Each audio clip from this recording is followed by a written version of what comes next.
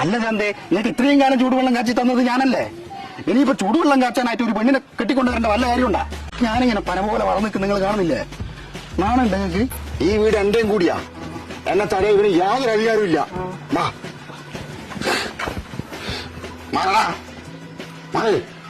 ഞാൻ സമ്മതിക്കൂല. ചൂടുവെള്ളം കാച്ചാനാണ് അവരോട് പറഞ്ഞ് മനസ്സിലാവണ്ടേ? തങ്കഭസ്മക്കുറിയിട്ട തമ്പൂരാട്ടി നിന്റെ തിങ്കളാഴ്ച നോയം ഇന്ന് മുടക്കും ഞാൻ. എങ്ങനെയുണ്ട്? പാട്ട് പഠിച്ചിട്ടുണ്ടോ? ഇല്ല. എന്ത് ശാസ്ത്രീയ സംഗീതം പഠിച്ചതായിട്ട് തോന്നിയോ? ഇല്ല, അതുകൊണ്ട് ചോദിച്ചതാ. ഓ പറ്റിയതല്ലേ?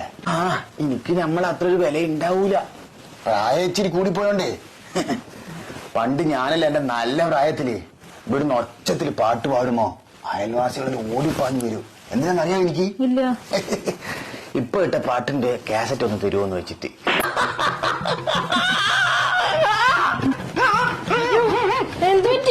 അയ്യോ വായെടുക്ക്.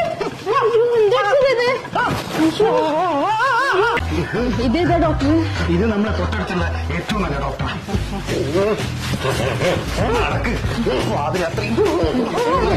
ഇങ്ങനെ മുമ്പേ ഉണ്ടാവാറുണ്ടോ? ഡോക്ടർ ഡോക്ടർ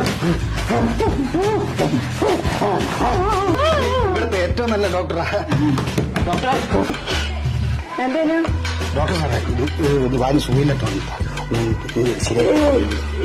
ആണ് പറ്റില്ലേ?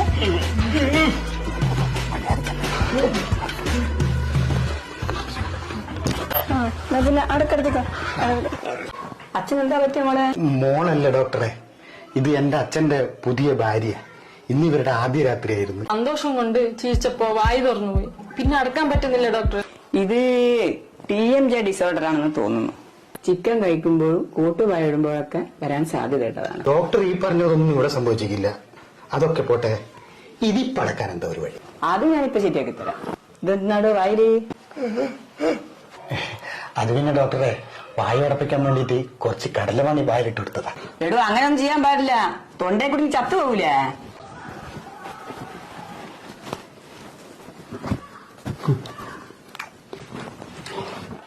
പച്ചക്കറിലായിരുന്നല്ലേ?